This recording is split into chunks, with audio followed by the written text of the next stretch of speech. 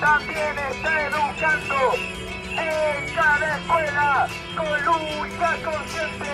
Se une y se organiza el pueblo docente.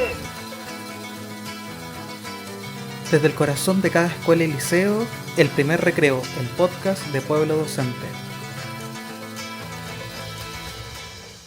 En el portón de la escuela apareció el apoderado agresor, padre de la estudiante agresora, y comenzó a decirme: ahora me las vas a pagar, eres una mierda de profesora, devuelve la plata que te robaste, ladrona de mierda, por tu culpa mi hija no está en la escuela, te voy a pillar cuando te vayas. En el primer momento que recibí el ataque, la inspectora general presente se dirige a mí en tono agresivo, gritándome que me corra más atrás y así evite al apoderado agresor. Ella debió haber sacado al apoderado y llamado a carabineros inmediatamente. Mientras trataba de explicarle a la inspectora que el apoderado agresor era quien debía ser apartado y de que yo estaba haciendo mi trabajo en mi escuela, donde se supone debo poder hacerlo tranquila, sin miedo y protegida, el apoderado agresor me tira de la mano con fuerza para quitarme el teléfono y corta una cuerda con la cual tenía atado el celular a mi mano. Después de eso tira y revienta mi celular con alevosía en el piso y la inspectora presente lo recoge diciendo: no hijo, así no. A pesar de mi solicitud de ayuda, la situación no fue manejada de manera efectiva por parte del personal presente, lo que me dejó en un estado de shock y temor. La inspectora antes mencionada me grita que me retira y ordena recién ahí que el asistente entregue a los estudiantes y me dijo: yo voy a llamar. Le pregunté a quién llamaría y respondió de forma agresiva: ¿a quién cree usted? A carabineros. Me quedé esperando el llamado mientras me resguardaba detrás del portón porque el apoderado seguía ahí y me di cuenta que la inspectora estaba hablando con el director. Ante la decisión desafortunada de la inspectora, me escondo detrás del portón y llamo a carabineros para solicitar su presencia y efectuar la denuncia correspondiente. Hoy solicito de manera urgente que se atienda mi caso. Se reconsidera una reunión conmigo en un lugar seguro para conversar de todas las situaciones preocupantes que ocurren en la escuela. Las personas a cargo de la escuela José Papi Radric funcionan como una mafia.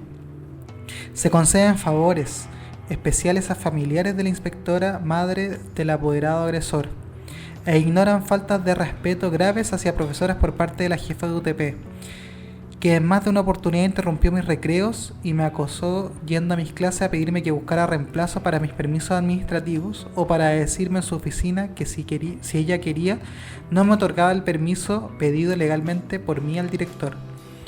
Realmente en la escuela ocurren cosas que ponen en riesgo la seguridad física y mental de docentes, estudiantes, asistentes, etc. Por último, solicito un cambio de establecimiento, ya que mi vida y mi salud mental están en grave peligro en la escuela actual, y con las personas que están en los cargos que deberían protegerme existe lo contrario, y ha quedado demostrado.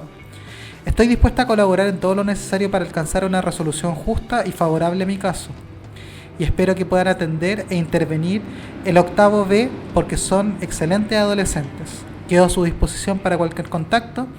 Agradezco sinceramente su atención y comprensión. Atentamente, Catherine Yoma Valdivia. Esto fue un extracto de una carta que levantó la colega Catherine antes de que se quitara la vida frente a toda esta agobio y toda esta situación.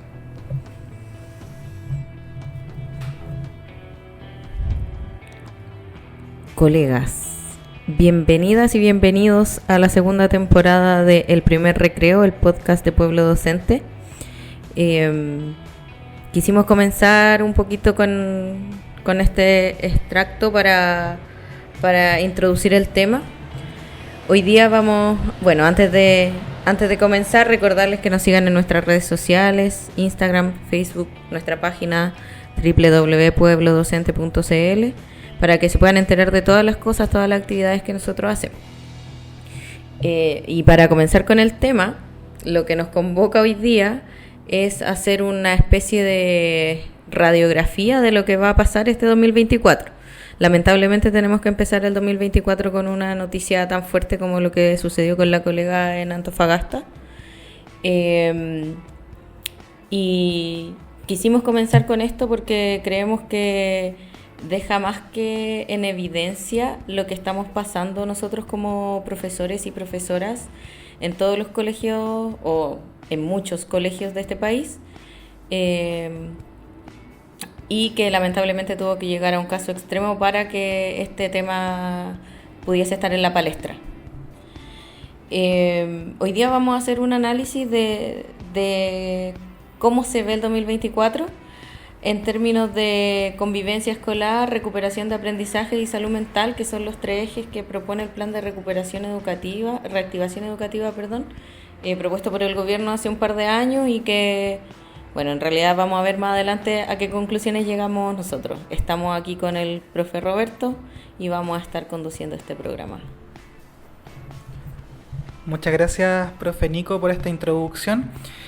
Y bueno, claramente lo que relata en esta carta la colega nos da muestra de la situación vivida por muchas y muchos colegas durante el 2023.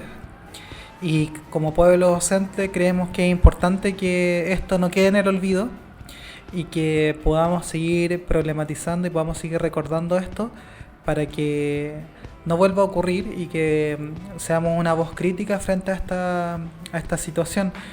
Porque si nos ponemos a analizar la carta en profundidad, vemos que muchos elementos fallaron o decidieron fallar, lo cual me parece sumamente grave y que lamentablemente se ha vuelto una normalidad dentro de las comunidades educativas por uno o por otro motivo. O sea, el hecho de los manuales de convivencia, saber aplicar las normativas vigentes con el debido proceso, subir las sanciones a la superintendencia para que estos estudiantes no se puedan volver a matricular, etcétera. Y entendemos que esto es la punta de un iceberg que nos afecta y que vemos que nuevamente las autoridades de turno, independiente del color o sello político, mantienen una actitud indiferente frente a la educación pública y la educación en general frente a estas situaciones de violencia dentro de las comunidades educativas y que tuvo este trágico desenlace y que nos apena enormemente iniciar este año escolar básicamente con las mismas problemáticas de arrastre que traíamos anteriormente y que como pueblo docente ya venimos denunciando hace mucho tiempo. Y en función de eso la profe Nico quiere leerle un extracto de algo que publicamos en la web de Pueblo Docente hace un tiempo.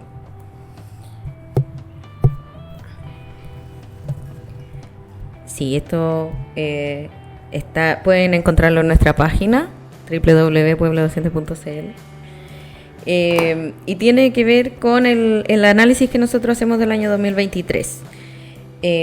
Dice: para cualquier docente del país, el 2023 será recordado por el alza en los niveles de agresión y violencia al interior de las escuelas, la gran cantidad de despidos de fin de año y la falta de apoyo real para el ejercicio de la enseñanza.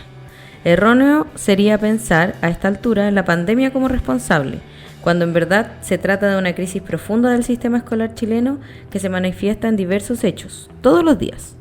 De ahí que viene el dicho: pucha que está difícil hacer clases. Y yo creo que a todos nosotros, nuestros familiares, nuestras parejas, si es que no son profesores, todo el mundo nos lo dice, como se puede traducir en otras frases, como: uy, yo no sé cómo tienen tanta paciencia, los cabros están terribles, y un montón de frases que escuchamos siempre.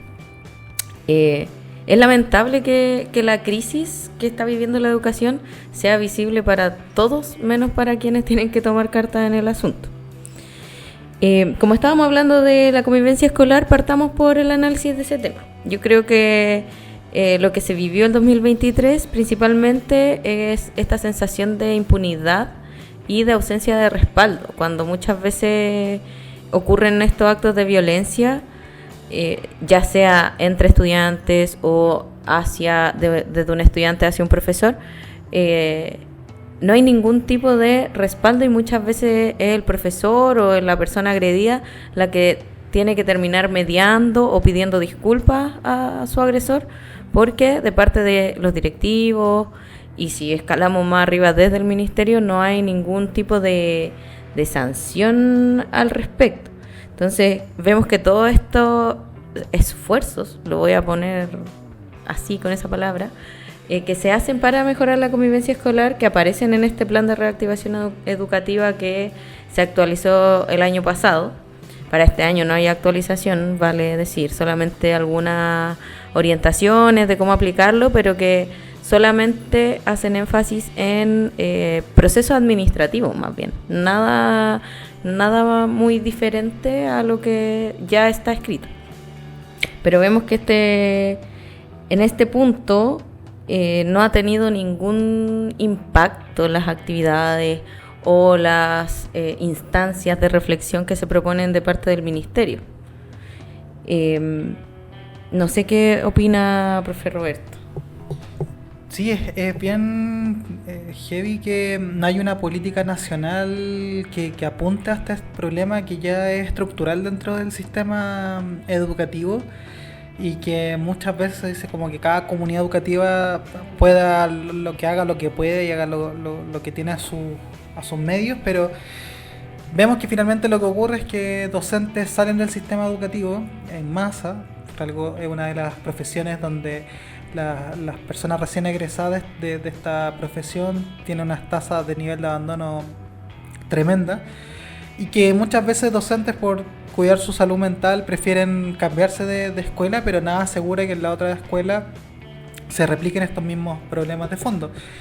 Porque si bien la institucionalidad ha ido avanzando en un enfoque de derechos de la niñez, esto no ha sido, no ha permeado, digamos, en la conciencia de cómo hacer ciertos procesos, porque que una cosa no quita la otra. O sea, como defender la dignidad de los trabajadores y trabajadoras de la educación no está en contraposición al enfoque de derechos y de los derechos de los niños, niñas y adolescentes. Entonces, muchas veces las personas que tienen a cargo de llevar los procesos normativos, reglamentarios, de convivencia escolar dentro de las comunidades educativas, realmente o no tienen la voluntad o tampoco tienen la preparación suficiente, porque si no se sube la documentación a la superintendencia, no se cumplen con los plazos establecidos en los reglamentos internos de convivencia escolar, etcétera, esos niños y niñas los pueden devolver desde la superintendencia o ante cualquier reclamo que se lleve por el procedimiento. Entonces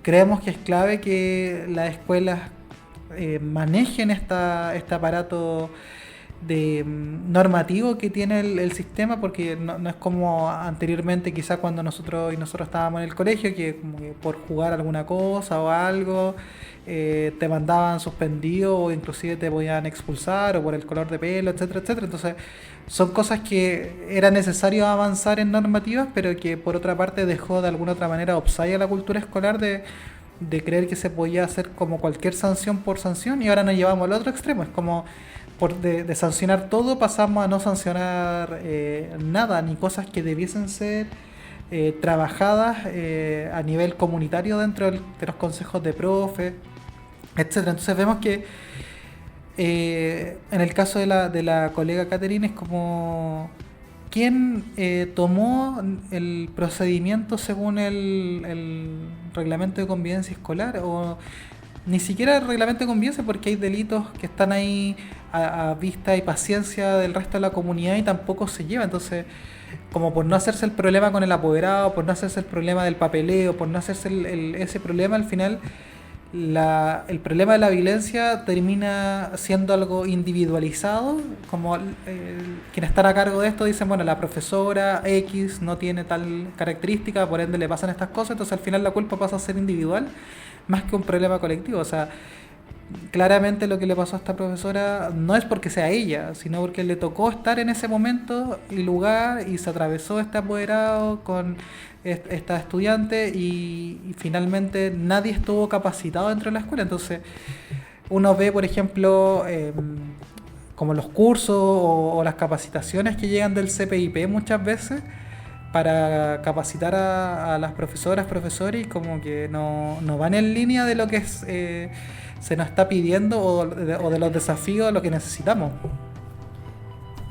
Sí, bueno, y junto con eso también que no se tomen las medidas, claro, nos afecta a nosotros, pero también es como un nicho para que sucedan más problemas de convivencia. O sea, al final los estudiantes más complejos se van dando cuenta que no se toman medidas y pueden continuar con un montón de anotaciones todo el año.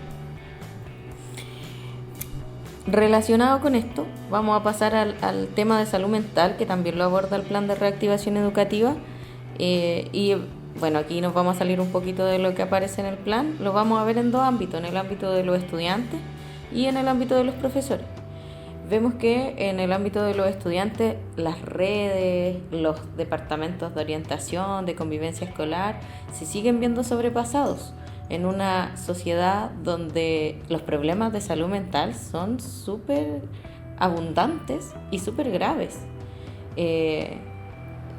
Yo lo relaciono con lo de convivencia escolar porque no sé cómo podría reaccionar un niño, un estudiante, una estudiante que tiene problemas de adaptación al curso y tiene que soportar o estar en la sala con un niño que no se adapta, que no puede seguir normas, o un niño que se atea con otro que no deja de gritar todo el tiempo. Entonces, claro, abogamos por la inclusión, abogamos porque todos los niños o por trabajar en la salud mental de la juventud, pero pasan todas estas cositas que pueden ser pequeñas, pero que aportan a que se deteriore aún más la salud mental. Y no tan solo de los estudiantes, y aquí pasamos al otro punto, sino que también de los profesores. Los profesores estamos sobrecargados con trabajo, se nos exige un montón de cosas en todos los colegios, lo sabemos, y a la vez tenemos que aguantar este tipo de comportamientos, este tipo de situaciones que son súper degradantes para cualquier ser humano, y más para uno que está ahí, tratando de lo que uno cree hacer algo bueno. Y lo peor es que la respuesta de directivos, incluso de más arriba, es: bueno, usted tiene que tener cuero de chancho nomás, hay que tener cuero de chancho para ser profesor, cuando es algo que no debería suceder. Y en torno a eso, la construcción de la autoridad docente muchas veces se aboga que es como algo más individual, siendo que debe ser un proceso mucho más colectivo del cuerpo docente, y que muchas cosas de las que se nos pide requieren una trayectoria de vinculación, pero sí, a muchos colegas les pasa esto de que a los 2 años, para no pasar indefinidos, lo echan, etcétera. O sea, como qué clase de trayectoria se puede llevar a cabo y qué trabajo a largo plazo se puede realizar. Entonces vemos que como que se trata de afirmar que la maquinaria del sistema educativo siga funcionando, pero a costillas, literal a costillas de la y los docentes que mantienen en pie este sistema, pero que finalmente está haciendo aguas por todos lados y que faltando mano y que un problema que se va arrastrando y que no podemos solamente culpar a la pandemia. O sea, la pandemia agravó y quizá puso en boga la opinión pública ciertos problemas del sistema educativo, pero que son cosas que ya se venían viendo hace mucho rato. Así que lamentablemente nuestro diagnóstico va por lo mismo, un poquito de lo que se viene del 2024. No vemos que haya una mayor preocupación por parte de las autoridades, sino que uno esperaría que un gobierno que nace de un movimiento estudiantil hubiese quizá puesto el foco en educación, y vemos que es una de las últimas preocupaciones. Y en ese sentido, aprovechar de hacerles la invitación para la próxima semana. En el siguiente capítulo vamos a trabajar el SLEP de Atacama y analizar esa crisis educacional ya más sistémica también que se da, ya no solo a nivel del cuerpo docente y la convivencia escolar, sino que a un nivel macro, arquitectura del sistema educativo. Así que les esperamos también la próxima semana. Ya, colegas, no sé cómo estamos en el tiempo. Ya, nos queda el último puntito, que sería lo de la recuperación de aprendizaje. Y acá estamos en una paradoja súper extraña, donde este plan de reactivación educativa nos dice: vamos a recuperar los aprendizajes, pero vemos que con todos estos problemas que existen, sumado al montón de papeleos que hay que hacer en caso de que tengamos algún estudiante repitente, sumado a que no se puede muchas veces en muchos colegios generar vínculos entre profesores y estudiantes debido a los despidos, a la alta rotación de docentes, se está produciendo una profundización de los problemas de formación en los aprendizajes, como pienso, no sé, en ese niño que tuvo pocas clases en pandemia, y ahora teníamos que recuperar todo eso que quedó atrás, pero la mitad de la clase es tratar de que los chicos disruptivos se queden tranquilos, o de que lisa y llanamente pueda ir alguien a sacarlo de la sala. Es súper difícil, sobre todo lo de la recuperación de aprendizajes, cuando la normativa principalmente no nos acompaña. O sea, nosotros tenemos que demostrar casi el tipo de sangre del estudiante para poder hacerlo repetir, cuando nosotros sabemos, nosotros estamos en la sala, nosotros somos los profesionales y sabemos que muchos niños no pueden pasar de curso, no porque uno no quiera, no porque uno quiere hacerle daño, sino que porque no cuentan con los aprendizajes, y finalmente estamos súper contrariados porque lo tenemos que hacer pasar porque tiene un montón de problemas socioemocionales, pero a largo plazo le estamos haciendo un daño. Y en ese sentido, uno recuerda haber leído durante las vacaciones un informe que se hizo sobre qué tienen en común las escuelas exitosas, en el sentido exitosa en una serie de variables, no solamente pruebas estandarizadas, sino que también socioemocionales, etcétera. Y señalaba la importancia de que los equipos directivos no achacaran no justificaran todas las acciones de los estudiantes por su contexto socioeconómico, sino que era importante mantener las normas de convivencia claras y no justificarlas frente a las trayectorias individuales de los estudiantes. Es importante tenerlas en cuenta, pero que eso no justifique cualquier acto frente a la escuela.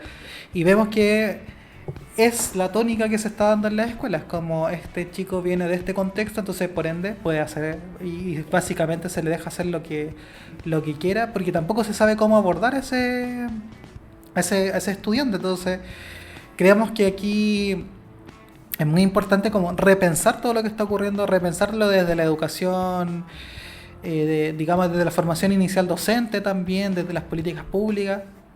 Y como siempre hemos dicho aquí en Pueblos Docentes, que tengamos espacios reales y asegurados dentro de los consejos de profesores y profesoras para poder abordar estas situaciones, pero desde una lógica de largo plazo. O sea, no porque nos juntemos un consejo profe vamos a solucionar estos problemas, sino que tenemos que tener esos tiempos de un real trabajo colaborativo, y no solamente como lo pinta para la evaluación docente, sino que un trabajo colaborativo real y que impacte en las comunidades educativas y la convivencia escolar.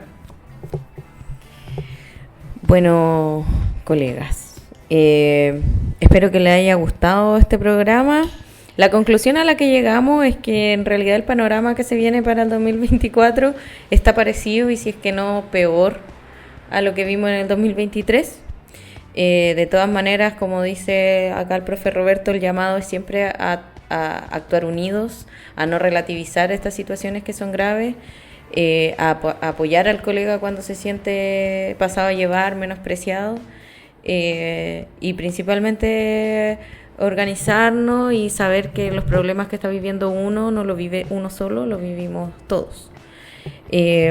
Una vez más los dejo invitados a seguirnos en nuestras redes sociales y a escucharnos la próxima semana. Que estén muy bien, nos vemos.